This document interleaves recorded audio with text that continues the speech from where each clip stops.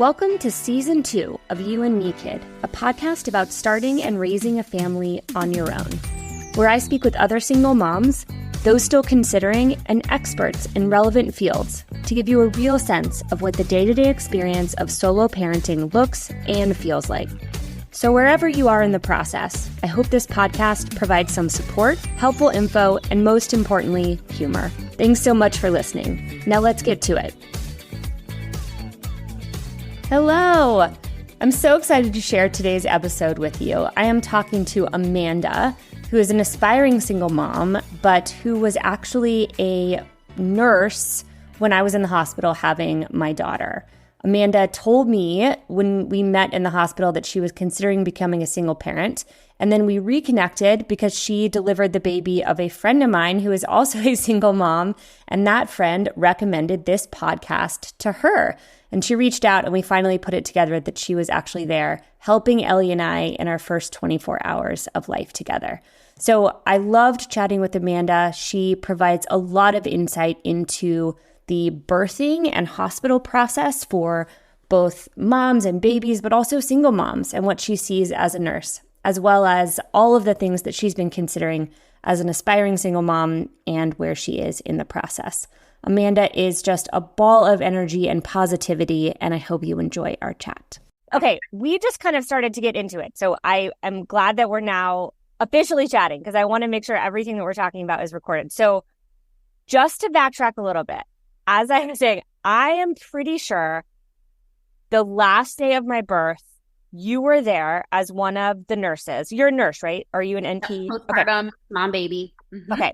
And then recently, I had a friend come into the same hospital, deliver as a single mom, who will hopefully also be on the podcast fairly soon. And we got reconnected because you were listening to the podcast, and we finally put it all together that we'd actually met when I was giving birth to my baby, which is the world's smallest story. So crazy. Yeah. It's crazy. Yeah. And I would not have found your podcast had I not taken care of your friend. And she basically, it was kind of the same scenario where she was like, yep, I'm just, tired of the dating world. I feel like, I'm not getting any younger. We're both 39. We're going to be 40 soon. And so I was like, okay, what is this podcast? She goes, oh my gosh, it was this girl I went to high school with, blah, blah, blah. And so I found your podcast through taking care of her. And then I was just like, okay, part of me thought like, did I take care of you too? Yeah, you definitely did. Before we get into your story, because I want to talk, I just want to hear kind of where you are in the thinking process. You just said when we were chatting casually that you have a lot of single moms that come to you guys and deliver on their own. Can you tell me a little bit more about that? Like, how often does that happen? What do you see in terms of kind of folks who are coming in, and what kind of support system do they bring with them? Because I think one of the things that I thought about a little bit prior to having a baby was I thankfully have a midwife as a best friend. So that was a set situation for me that I would have Huge. Basically the Tom Brady of delivery with me. But what do you typically see and how often is this happening? Because I think folks assume it's not that often that there are single moms by choice in the hospital. Girl, it's the gamut of things. I mean, we have single moms by choice, but then we also just have single moms who wish they had a better significant other. In the last month, I've had 2 different patients, and I don't use names or anything, obviously, just for HIPAA stuff, but they basically have multiple 5 and 6 children. And there are situations where these significant others are supposed to be home watching the other children, and then come to find out, oh, look, they're all home by themselves right now. And it's the neighbor that's calling up to say, hey, do you know your kids are out in the front yard? And we're like, oh, this patient's giving, she delivered. She can't just drop what she's doing and, leave the hospital because her newborn's not discharged yet. So, I mean, there are situations where I'm telling these moms, I am so proud of you, and you are such a kick-ass person to be able to have 6 tiny humans that you are responsible for. And then your next door neighbor is being the hero, just to be like, hey, I got you. Your baby daddy is not cool, and he just decided to go do something else. And I've got your kids at my house right now. So not even by choice, but just watching some of these moms navigate how to do things from a hospital, no less, in the unexpected circumstances. So you delivered at 36 weeks. Well, I didn't plan on delivering a month early, so I would have probably gotten childcare put together had I known I was going to have a baby. Yeah. So, but yeah, so we see both ends of the spectrum where it's like, okay, we've got moms that are, our age, 39, almost 40, that have navigated through Hinge and Match and all this online stuff. And, for those listening, we're in Denver, which we've heard menver. Supposed to be a lot of single men, but I said there's a lot of people that just lie. That is not true.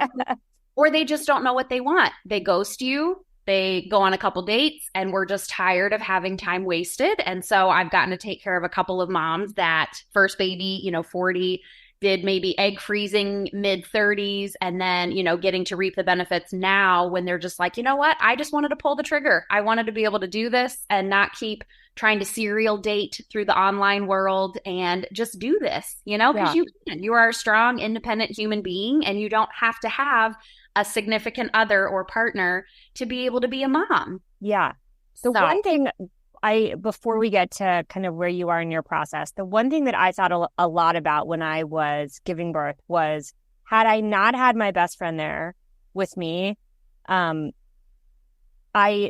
I think I don't know if there's a fear around having the baby on your own, or maybe you don't have a support system or friends that could come with you. But I was so blown away by all of you and how supported and like loved and taken care of I felt by all of the staff. And I was there for a week, and it just, even in those initial hours, had I not had Emily, I still really would have felt like I had a team there. And I do think there's something, I'm sure you guys treat everyone that way, but I do think as a single mom, had I been there by myself, there would have been a little bit of extra kind of TLC in terms of like making sure I understood everything, or I had someone to talk through decisions with. But it didn't feel like there were just nurses coming in and out in masks. It really felt like we got to know each other, and there were people that were there really to like take care of me. So if anybody is scared about having a baby in the hospital without, friends, family, whatever, I wouldn't in any way be nervous about that, because it felt wonderful from the minute I walked in. Oh yeah. I mean, we are everybody's sister, auntie, secondary mom, bestie. We just step in and we're just like, you know what? You can do this. You have got this. And whatever the struggles are, like maybe it's just feeling confident leaving the hospital breastfeeding. That's one of the biggest hurdles, because, so many people get so excited. They hit that 24-hour mark and they're just like, all right, I'm ready to go. I'm ready to go home. And then we're kind of that little voice of reason that it's like, hey, you know what? Insurance covers 2 full days. And do you really feel like you've kind of got this handle because your baby's been so sleepy? It really hasn't breastfed yet. And I'm like, I'd highly encourage you, stay that extra night, utilize the nursery. We've got people that will just hold your baby, staff, we will just hold your kid so you can take a 2-hour nap. You will feel like a whole new human, and then you're ready to tackle that next feeding. And so sometimes just spending that extra 24 hours in the hospital as a first-time parent is like the game changer, because that cluster feeding kicks in and people do not realize that this is a normal process, So they're just like, if you went home at 24 hours, they're the ones that will freak out thinking something's wrong. Why is my baby always on the boob? And go into the emergency room paying a $350 copay that you probably could have avoided, just because you were like, all right, let's just suck it up, stay one more night, let's get the support we need and have the help and the assistance. And then again, utilize that nursery, get a little nap in, because you won't be able to do that when you go home. Yeah. So the staff, we're there just to like support and make sure you feel like, okay, I've got this, versus like, girl, I just still pulled out the box of mac and cheese and read the directions out of the trash can. Like, we're not going to do that to you. It really is. I feel like after having a midwife as a friend for now 20 years, I remember driving home with her with my baby from the hospital and saying, I thought I knew what you did for a living. I thought I had a really good sense of it. I had no idea. I had no idea what all, my close friends had been through when they delivered babies. I just had and I don't even mean it was dramatic or traumatic. Some of them were, but just the understanding of like what occurs and what this just massive shift is in life. And I just, my 2 biggest reactions were, one, shocked that my best friend does this for a living when I am on Zoom and writing emails and she's helping 4, 5, 6 women deliver babies every day and raising 4 children of her own.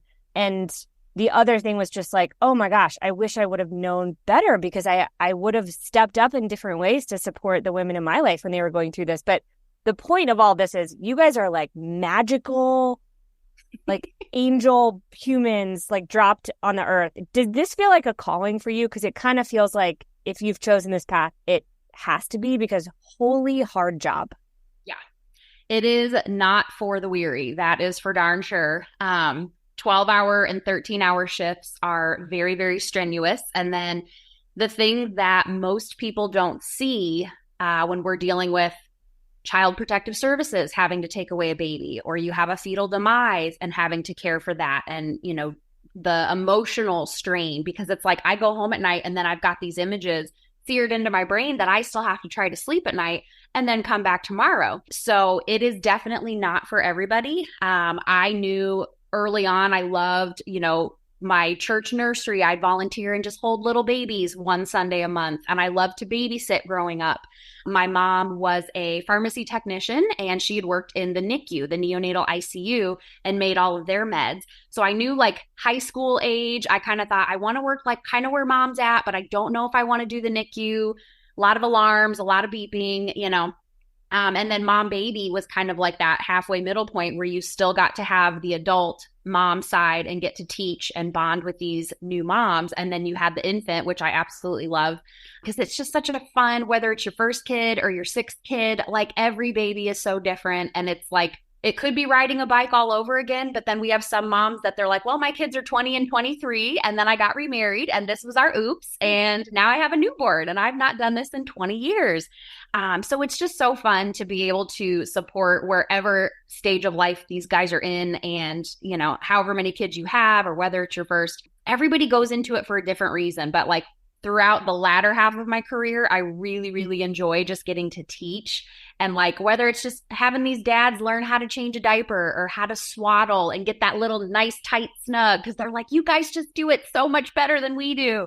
I never mastered it. That statement is accurate. Y'all know how to do it like pros. I never got it. I just used the Velcro and the zipper wands, because Perfect. I'm not going to try to compete with the pros. It's just not, exactly. I'm going to lose every time.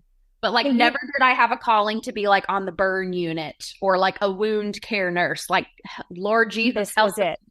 The calling, some people are like, I could never do. How do you change people's mesh underwear and like deal with their pads? And I'm like, guys, it's all the same, upside down, blindfolded, backwards. It's all the same. It doesn't matter. We don't care.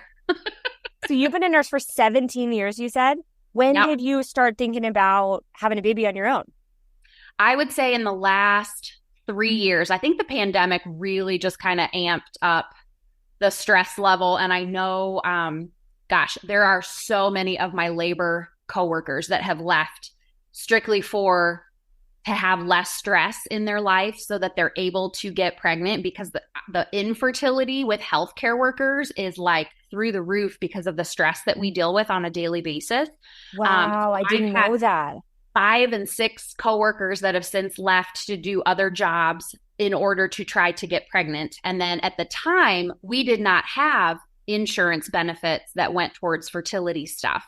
So that just came about September 1st. We're almost at a year now of last year. So of course, all of my girlfriends had left, and they were like, oh my gosh, now they put the benefits in, blah, blah, blah. However, in 17 years, out of all the hospitals that I've worked in, no one has ever done any type of benefit or insurance deductions for healthcare people for fertility stuff. So we've had a lot of girls that left. Thankfully, I would say 5 out of the 6 that have left, they're all currently pregnant or have just delivered. So, I mean, it's amazing. Like, you walk away from the bedside and that stress is lifted, and then you're just like, wow, it's like magic. Everyone got pregnant. Yeah. So super thankful for that. But yeah, it's definitely because of the stress and the anxiety. I feel like that sometimes is what causes a lot of us to not be able to get pregnant, because we're surrounded by happy things, sad things, stressful things. And then it's kind of like the mom shaming stuff, like with women who breastfeed that maybe decided to do a bottle or to pump. And then everybody wants to hone in on, oh, well, why couldn't you do it? And why couldn't you blah, blah, blah. And now that we actually have insurance benefits that will put a little bit of coverage towards stuff, which is huge, absolutely huge. My coworker, her baby just turned 1 August 2nd, I believe. So she had done it. I bet you she delivered, it was like August 1st or August 2nd. And then September 1st, those benefits went live. And I was like, so does this make you want to have a second one? Like 8 weeks later? And she goes, I cannot utter this out loud because right now, like my family and my parents are helping me a ton. But she goes, it really makes me want to have a second one. So, and watching her go through the process, and then my sister just delivered on Friday, and they're a same-sex couple. So they delivered a little boy. So I'm just so pumped. And then just getting to watch her go through this, because I think my coworker delivered August, and then my sister told us they were pregnant like around Thanksgiving. So I've kind of had two close people back to back getting to watch them walk through it and just hear, okay, here's how we did the sperm donor picking, and here's how we did XYZ. And so now really getting to kind of see how people have walked through it. And then I started listening to your podcast, and my sister was like, oh, I wish we would have had this when we were going through it like 8 months ago. So it's just super cool to kind of have the whole like wheel come full circle. My friends who are in single sex couples were the ones who actually really were the most helpful resources for me, because they were the ones who had already gone through the sperm donor process. And, I picked Seattle Sperm Bank because 3 of my friends who are in single sex couples had already picked it. And I was like, okay, great. One last thing that I need to research. I love these people. I trust them. I'm just going to go with this. And so, yeah, they were, absolutely huge in getting me started, because I didn't know any other single moms. I didn't know anyone else who had used a sperm donor or an egg donor.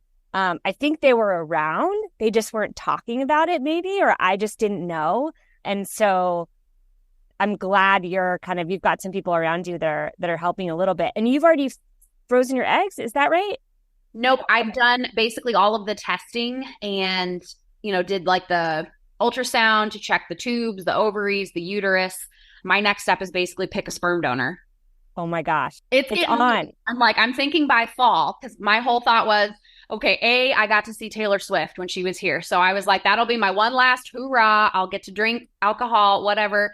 And then my sister was due to have a baby like 3 weeks later. And I was like, let her have her moment, deliver, have your month. And then I'll start trying to kind of get, more focused on that. But I didn't want to take away anything from their birth story and, that sort of thing. So everyone at work was like, okay, so you've seen Taylor Swift and now your sister had her baby. So like, when's it come in? Did you pick one yet? At this point, is your plan to try IUI with sperm donor, or are you going to go straight into IVF? It's going to be straight to IVF, and only because that's what our insurance covers, because of the fact that IUI is a lesser success rate. So it's a 15 to 20% success rate with IUI, and IVF is a 60 to 70% success rate. And then same thing, they won't do egg freezing, but they will freeze your embryo. So, and it's like, again, I understand, I get it. It is more expensive, but when it's more of a for sure thing that this is going to work, or you actually get your fertilized, possible embryo, it made sense. I was like, yep, I get it. So the only two things the major things so far before all the rest of, the meds, the hormones, the appointments, the two things that they don't cover was my genetic carrier screening. So all the 282 genetic and metabolic disorders, I think that one was like $250 out of pocket. And then once you get your fertilized embryo, it's the pre-implantation genetic testing. So they test the embryo for all the things, because obviously if it's a cystic fibrosis, they're not going to want to implant knowing that you're going to have this really long road to walk ahead of you. So that one out of pocket is $4,100. So I was trying to save, through the summer, but of course, life happens, and I'm just like, oh, I want to go home and see my family, and there's a $500 plane ticket, and you're something on your tickets. I'm sure we're not cheap. Oh, girl, I had the pre-access back in November, so our tickets were $99. Oh my gosh. I know a handful of people who paid upwards of $700, $800. So I love that Taylor Swift was your last milestone before having a baby. That's fantastic. I'm in love with that. Okay. So you did all your initial testing. Now you need to pick a sperm donor. Where are you in that process? Like, obviously you listened to my chat with Courtney. We chatted a little bit about that. Loved it. Which God, had I met her early in the process, it would have made that so much easier and so much more fun, I think, had I reached out to the resources at the cryobank, because just like you guys, they are just magical, wonderful humans. But where are you in the, like, how are you feeling about picking a donor? I've got a couple that I've hearted, that I've saved, that I'm like, okay, hopefully this person will still be here in 2 weeks. But just even looking at, you were talking about like the cost of things, and like different things will ship for free. Some ship, it's more expensive. So like the Seattle, it's free shipping. So that was kind of one reason why I swayed towards them. And then I looked at the California cryobank. So right now I've got 2 subscriptions essentially. So like you can pay, which my coworker that had the baby, she goes, ooh, try this code for the 3 months for California's cryobank. Hey guys, thanks so much for listening to this episode of the podcast. As you know, this season I partnered up with California Cryobank, the #1 sperm bank in the US. California Cryobank ships to over 40 countries and has one of the largest and most diverse selection of donors out there. They are offering my listeners an amazing deal for season 2 that gives you free access to their level 2 subscription, which lets you check out baby and adult photos of the donors. To use this code, visit cryobank.com or click the link in the episode description and use my promo code YouMeKid, YOUMEKID, for a free level 2 subscription to their donor catalog. California Cryobank has helped tens of thousands create the family of their dreams, and hopefully you're next. Now, let's get back to it. So I have, August, September, November, or October, there is an October in there, to be able to look through these profiles. But hopefully I will have found one prior to that. But I've got at least 3 months worth of all access. One of my bigger things too is that I kind of wanted to see the adult photos.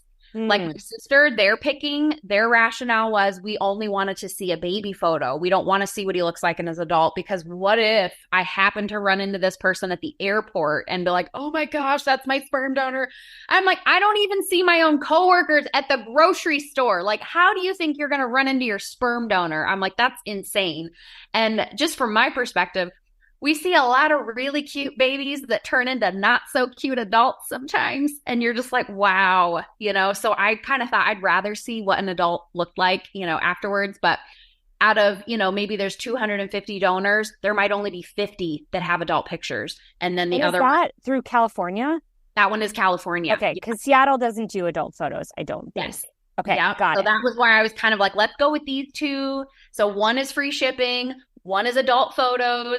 It's just the silly things. It's so funny that it all gets like that. And then I think I said in an earlier podcast, maybe when I was talking to Courtney, but when you said you put them in your cart, like, it does really feel like Amazon. You put them in your cart, you put in your credit card, and you purchase sperm. It's the I took a screenshot of sperm donors. Yeah. How did it feel to you the first time you signed on to one of the like the sites where you can look through all the donors? Was it weird at first, or were you just like, game on, let's do this?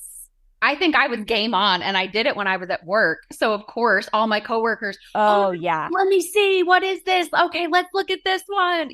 So then they were joking around like, okay, people have gender reveal parties. You need to have like a pick a sperm donor party. So like everyone can give you a thumbs up or a thumbs down. So, and I'm actually going home in a week to go meet my new nephew. So I figured I'd maybe show them the few that I've hearted and be like, okay, what do we think of this one? And then get my sister's input and her wife and just kind of what they had done and whatnot.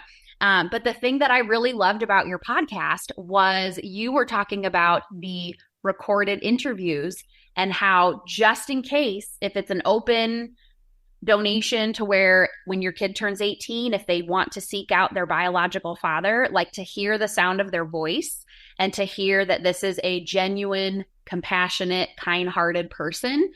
That is something I would have never thought of, was just to be able to listen to some of these interviews and be like, wow, this sounds like a really cool person. Like, I would actually hang out with this guy, even if I wasn't dating him.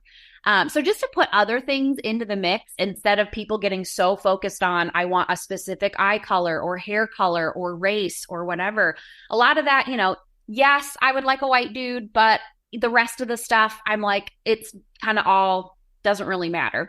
But then when you were talking about listening, and I thought that is something that I'm going to start going through and just kind of listening to their interviews and hearing them talk about what their why was, if they're genuine enough that they're like, I really want to try to help these other people start a family, like that's huge. Like not just doing it to get your $100, but they really want to try to help other people that have had fertility issues. And I'm like, that's like the nurse in me. Like we just want to help people, get to the other side of things and be successful.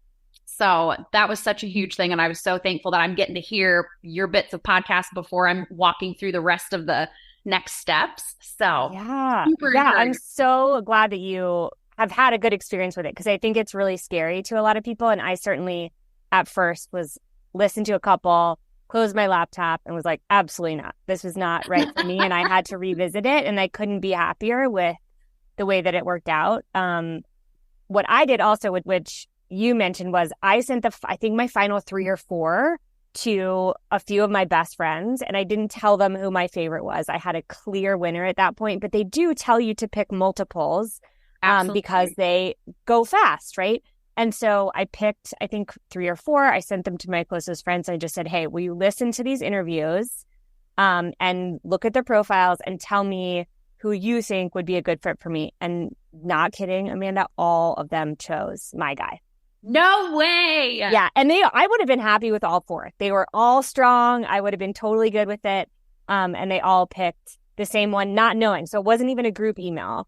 I asked them to respond separately so that they wouldn't like change each other's choices or thinking. Oh, that is and so cool. I know they all picked my person. So it was great. And I think, I was talking to Terry, who was on the first episode of season 1, and she picked a donor and had a similar experience. It wasn't like, the stars are aligning and it felt like my perfect person.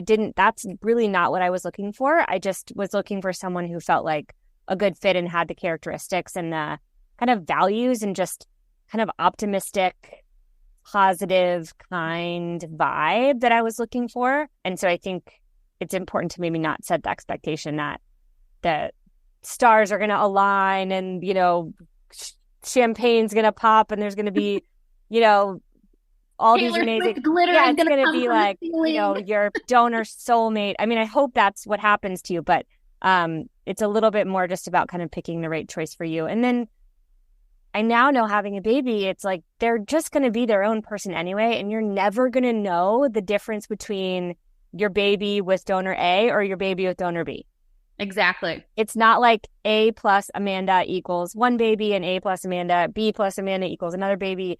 The baby is like option Z, their own human, and you're never going to know the difference. And so just feeling confident about your choice and then just moving forward and knowing you're giving this little person, this little spirit, a chance to come into the world, I think was the way that I kind of thought about it. Super, super cool. And like you said, like they turn into their own little personality. They have their own little, flaws and their temper tantrums and, just their little personalities are so fun when you start. Like I'm watching my niece and nephew grow up through like FaceTime, because my family is all in South Bend, Indiana. And I'm like, thank God for Snapchat, FaceTime, text messages and pictures, because you get to kind of see, and then obviously visiting them in person, seeing what their true, characters are. But oh my gosh, like they're such fun ages right now, and just getting to watch them grow up and like develop into these little tiny people. I'm like, it definitely encourages you, like, okay, you know what? Yes, you're going to have your struggles, and yes, it's going to be difficult, but you find your tribe, you've got people around you, you figure out how to make things work. The biggest thing I think my coworkers are worried about is, because I work 2 jobs. I'm also an instructor for Denver's College of Nursing for their OB students. So I take them into the hospital setting, and then we do their OB rotation and kind of help get them the hands-on of seeing deliveries, taking care of moms and babies postpartum. But I only do like 1 group a month, and it's only 3 shifts extra. So if you figure somebody picked up a shift a week, it's essentially the same thing. However, there's some weeks where I end up working like 5 12-hour shifts. So I'll do like 60 hours, and they're like, Amanda, if you're doing 5 12s, how are you going to pay for daycare? What are you going to do when you're working so much and all this sort of thing? I said, honey, I'm going to cross that bridge when I get there. I'm like, I'm banking on, I've already kind of looked at some of the little daycare areas that are around me. One of my coworkers lives a block in our same subdivision north of me. I said, maybe her and I can nanny share. Then there's people in our little neighborhood Facebook group that are like, oh, I do childcare out of my home. I majored in elementary education with a secondary in music education. So your child will have musical lessons and, hands-on stuff. So we're not just babysitting your kid. They're getting actual, hands-on little lessons that are going to further, their intellectual abilities. So I'm like, there's options, but I'm going to cross that when I get there. I don't want the stress of, oh, you're not going to have enough money, because it's like, God knows we're all paycheck to paycheck here. Denver is not cheap. And the cost of living, I said, we don't just get pay raises for like cost of living or inflation. I was like, nope, we just keep trucking along. And yeah. I kid you not, I Googled how much it costs to be a semi-truck driver, because when I heard Taylor Swift had paid her truck drivers, all 50 of them, a $100,000 bonus, just a bonus, not just what do you make on the daily. And I was like, okay, guys, it costs $6,000 to get a CDL license. Like, that might be my backup plan. Yeah, baby in a car seat, just in the back. Hit the road, girl. You guys can see the country. So yeah, it's like, again, you just cross that bridge when you get there. If you got to put some stuff on the credit card, it's okay. That is how majority of the people are surviving right now. Pandemic was not kind to any of us, and healthcare workers get paid trash. So it's, not everyone has the ability to be a travel nurse. There's some people that just, you've got your family already in place and you don't want to uproot and move around every 3 months. I'm to the point now where it's kind of like, travel nursing would be great. But again, I bought a house on my own. I was able to kind of plant root. I've got cousins that are here. So, I don't really think I want to. I mean, I think that's just the most incredible attitude to have about it, because it took me, and I know some of the women that I've spoken to, a little bit of longer time than I wish it had to just get over the, can I afford this? How does the day-to-day work? What's like, how do I keep working, a couple jobs just like you? And how do I do this and still be a present parent? And it took me a little bit longer to kind of put those pieces together. And I wish I'd just kind of gone for it and figured that out later, because I now know you're right. You just cross that bridge when you come to it, and you pick from the options that present themselves at that stage.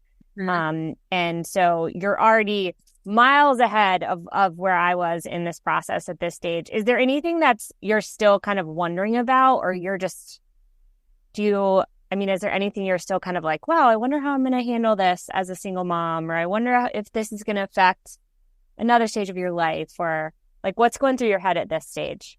I think my biggest thing is that being 39, and yes, majority of all the testing and everything looked in the normal range, is this embryo gonna take? Because I have watched so many friends of mine that have never had issues with cardiac stuff, obesity, whatever. It's like, I've seen so many people not be able to get pregnant, and you just don't know what the reasoning is. And then I've seen couples online, influencers that you might follow that are trying hard for IVF, and this is like our 6th transfer, and still it didn't take. We're still not pregnant. And then it's just like, man, the money that they're probably putting into this right now too.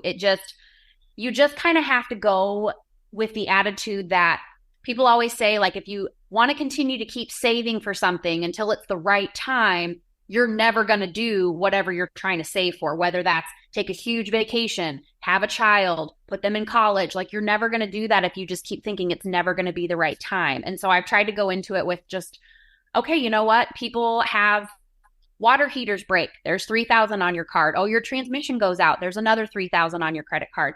There's things that'll happen. You got to just do what you have to do. And then eventually, that stuff will get paid later on. And I don't want that to be the reason that, oh, I don't think I'll be able to afford it, so I don't think I'll be able to have a kid, And I didn't have the luxury of just sleeping with whoever, because, they ghost you so fast. And so I was just like, you know what? You just have to kind of go with it with a grain of salt. And it's just like, it is what it is. But I really pray that I'm not going to have an issue getting pregnant. I've tried to stay active, tried to stay healthy and that sort of thing, and do whatever I can to be able to maintain or sustain a pregnancy, So those are the things that kind of go through my mind, just because we see so many patients that have struggled with infertility, or I've got good friends that, just posted they got pregnant. And then here's the box with all the needles in the shape of a heart to be able to show this is what we had to go through. So I think it's the medical side of things and the fact that we know too much for our own good. I don't know if anyone ever told you your midwife friend, the nurse curse. So basically, because you're in healthcare, all the shitstorm things that you don't want to happen will probably happen to you because you're in medical. So like, oh, you didn't want Pitocin. Oh, Pitocin's hanging. You didn't want the IV. You got the IV. Oh, you didn't want a C-section. Well, you just didn't dilate. So now you have a C-section. Oh, your water was broke for more than 24 hours. Now you have a fever. Now your baby's going to go to the NICU. So it's just this like running joke of, oh, don't worry, but you're probably going to have preeclampsia. You'll probably have gestational diabetes. So I'm already like, I really got to work on the sweets. I'm really trying to keep my blood pressure in check just to prepare. She was the same. She has 4 kids and had 3 births with the 4, and they were completely different. And she now looks at it, right, that she has experienced so many different types of birth that it makes her a better caregiver to moms. But yeah, it's the process is such an interesting one. And the one thing I think I say the most to people is that I believe the majority of people go in thinking the first IUI will work. Because why wouldn't you think that, right? And how amazing if that were the case. And I certainly know a lot of people where that has been the case. But the process just continues to move forward, and different things look different at every stage, right? It looks different at IUI number 1 than it does at IUI number 4. And it looks different at retrieval number 1 as it does, at retrieval number 3. Or, you might get 1 embryo, you might get 30. You don't know what it's going to look like and how you're going to feel about those options until you're in it. Right. And the toughest thing, I think, as you mentioned, is when, whether it's single moms or couples that are going through infertility, is deciding when to keep going when finances are so much at play. And I'm like you, I was in a position to get going with some savings, but I thought the first IUI would work, and it didn't. And after 3 rounds of egg retrieval, 4 IUIs, I am leveraged on every front you can be leveraged. I maxed out my 401k. I maxed out my credit cards. But obviously, as you said, I'm just going to pay them off. And now I have this little baby that makes it all worthwhile. And it was worth it in the process. But I certainly was very close to reaching the point where there were no more options financially for me. And had my 1 embryo not taken, I maybe had another half step or so. I could have gone with some eggs that were frozen, but I was out of money, completely tapped out. And so I was definitely at that point where it wasn't just let's do whatever it takes to get pregnant. It was about to get to that point where I would have done that. That was it, And so I certainly have sympathy for folks who, don't have the option of trying everything, because that's not everyone's reality. Yep. And I'm hoping that, if it comes to that, to where you've got several, and again, you might have the embryos that don't mature to the next stage. They didn't make the cut like the 4 or 5 days. And so then it's kind of like, oh my gosh, okay, those are things that run through your mind too, of, is it even going to make it to the part where it would get implanted? And then I think those are rough days. Those are days to have some girlfriends over, or a trip, like kill those hours, because the embryo waiting week is really difficult. And then the am I pregnant 2-week wait is really difficult as well. So, plan some fun stuff. I was going to say drink some wine, but you can't really, because you're highly medicated and you feel like crap. But yeah, plan some things, because those are the toughest stages. I think my sister, they had done, I want to say her wife tried first because she was a year older. So Sam had done 3 IUIs, and then my sister did 4 IUIs. None of those took. And then my sister said, okay, I'll do the IVF and I'll try to carry first. I think the second IVF took. And I want to say they only let you do 7 attempts, whether it's IUI or IVF, just because the risk of like a cancer developing, because you're full of so many hormones, so many different times, they cut you off after like 7 attempts. And so part of me was like, oh my goodness, she's going to be at 5. Like she only has 2 more tries, but luckily they got on that 5th one for her, they got pregnant. But yeah, just kind of hearing her story of like, okay, we've tried this, none of these worked. Then we went to this And then it wasn't the first one, it was the second one. So, and I think same thing with my coworker. She had done 2 IUIs and then 1 IVF, and then the IVF had finally taken. So, just trying to keep an open mind of like, some people get really lucky and it happens on that first go. And then other people, that's why they say get 3 to 4 vials because you just don't know. And just don't know. Yeah. And you can sell them back to Seattle for a portion of a half, 50%. If you get pregnant in the first IVF, fantastic.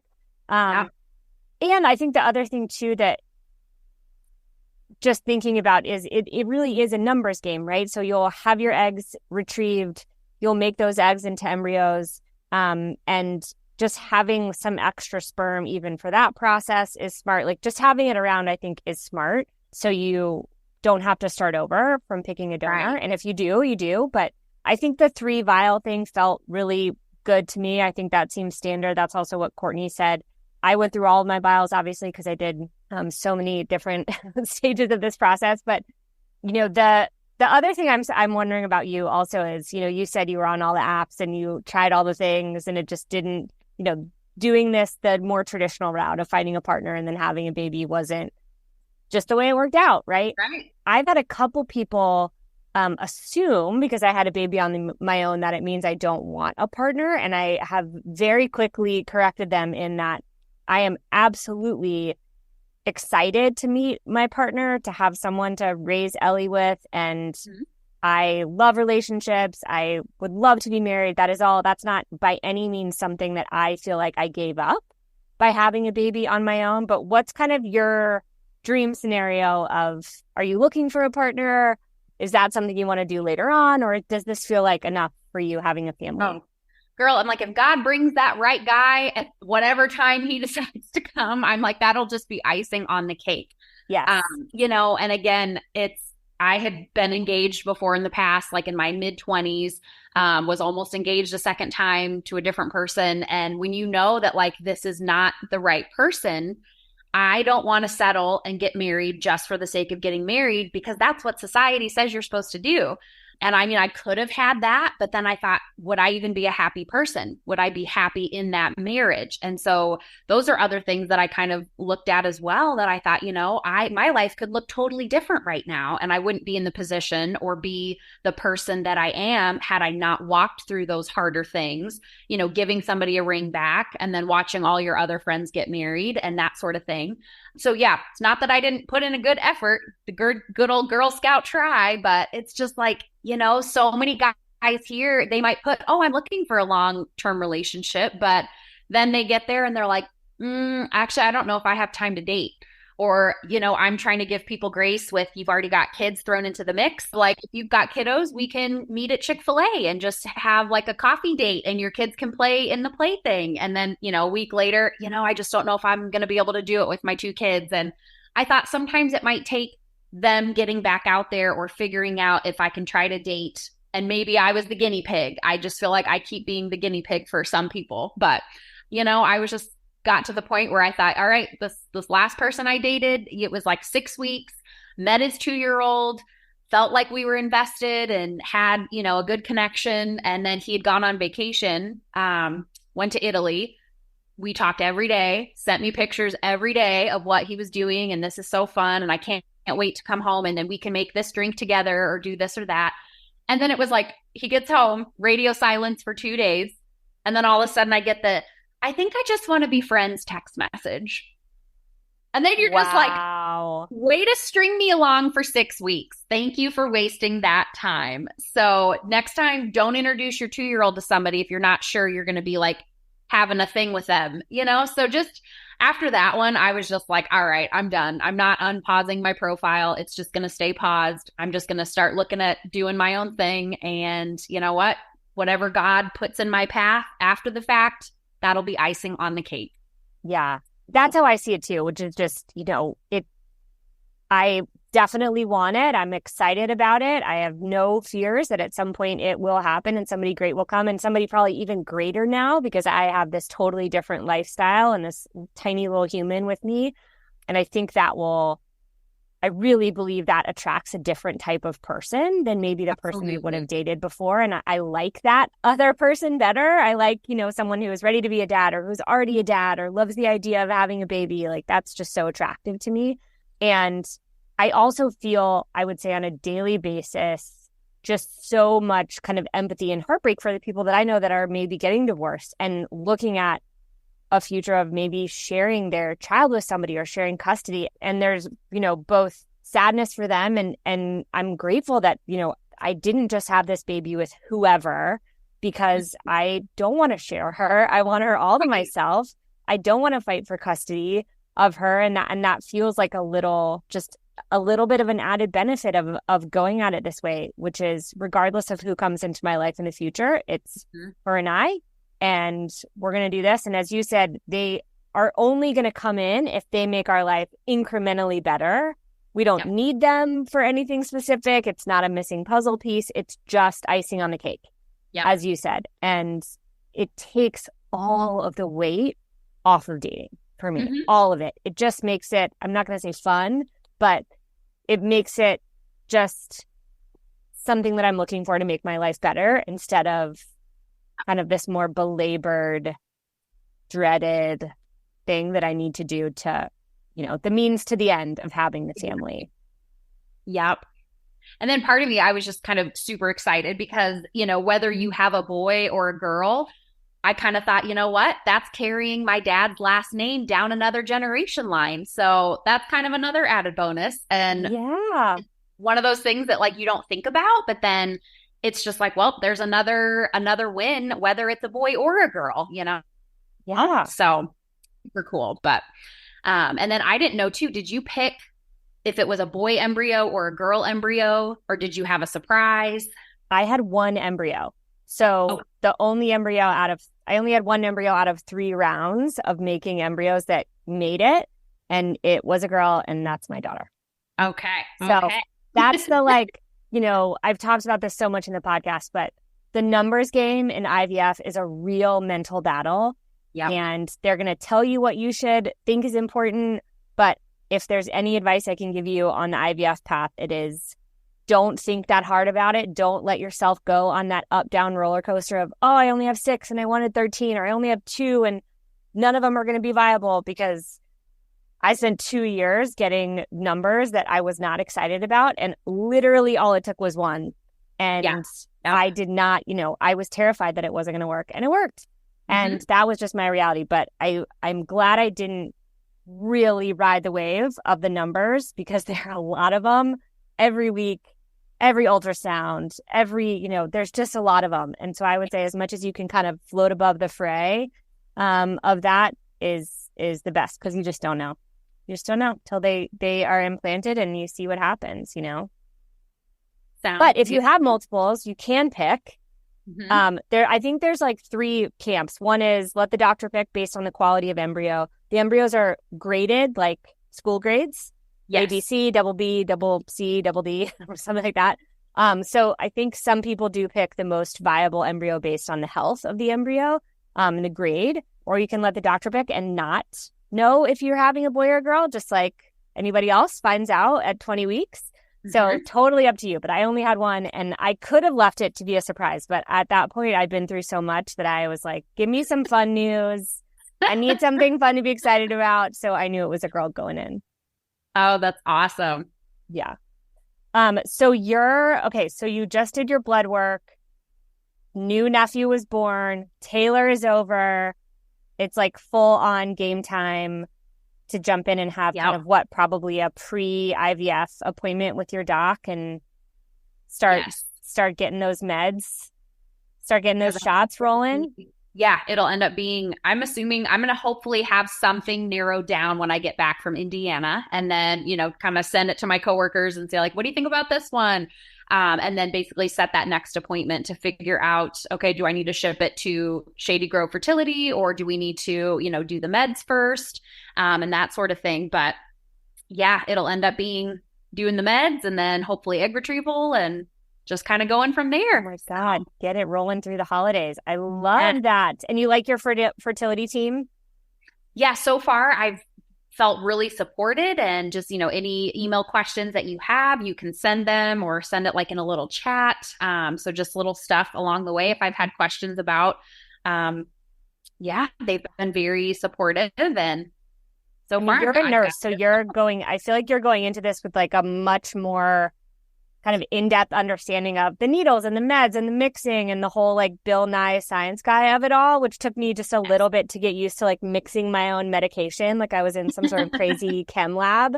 So you're going to be a pro at that, but it is really nice to have a responsive team because, the night before you're doing something or they change your meds and you're like, wait a minute, I'm putting a powder and a what? Like I've done this a million times. Like, can you remind me what my dosage is? Because your brain gets all foggy. Having someone that will answer an email or pick up a call is so essential. So I'm glad you feel good with your folks. Yes, so far so good. Good. Okay, well, I'm going to let you go because I know you have things to do and probably rest to get so you can deliver some beautiful babies tonight or tomorrow. But I've said this over Instagram and text, and I'll say it again. I am here 100% for you to answer any questions at any time. Have coffee, jump on the phone as you start doing shots. I'm just here to support you because this is just an amazing, amazing adventure. And I think it's good to have folks who've gone through it. So I'm here for you, girl. I am so excited because I just thought even having people that have gone through it on their own and have already kind of laid that brickwork down, it's so nice to be able to have that support just because we're not the norm. We're not the traditional where we're having all the things, we got pregnant on the first try and I have my partner to support me. And it's kind of like, you just have to go in it with a glass half full attitude and just to see the successes of other people that are around you. And I also just love the fact that you're here local. And so you get like the financial battles of how pricey Denver is and, just all the stuff that you have to kind of walk through, navigating finances on your own and kind of taking that next step. So it's super, super encouraging. And then just getting to see that like, my coworker and you, like they've got their little kiddos now and she had just turned 1. And is your little girl like 9 months? Just turned 1. No, she just turned 1. She's 14 months. Yeah. So it was the best. I feel kind of Pollyanna when I say that. It's not always easy, but it was the greatest year of my life, no question. And so I can't shout from the rooftops more for anybody thinking about it, to go for it because it's just, it's so worth it. And I'm so excited to like hear the play-by-play. And I want to hear when you pick a donor, and I want you to keep me in the loop on everything that's going on with your fertility. Absolutely. And I'm more than happy to come and drink some vino and talk about shots all day long. So please reach out. I would love to do anything I can to support you because you guys and your team were just everything to me in the hospital. So my time to pay it back.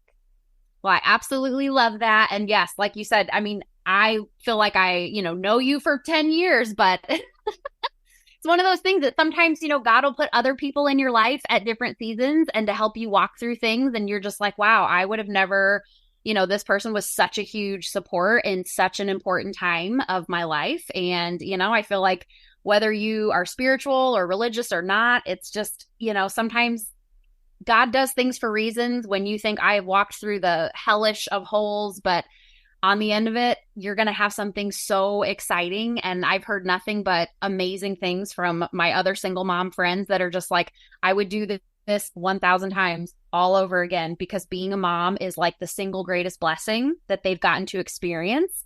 And, I hope that that's going to be the same for me and I'll be able to have my own little kiddo. And even if it's just one, it's like, I will be so thankful and happy if just one takes.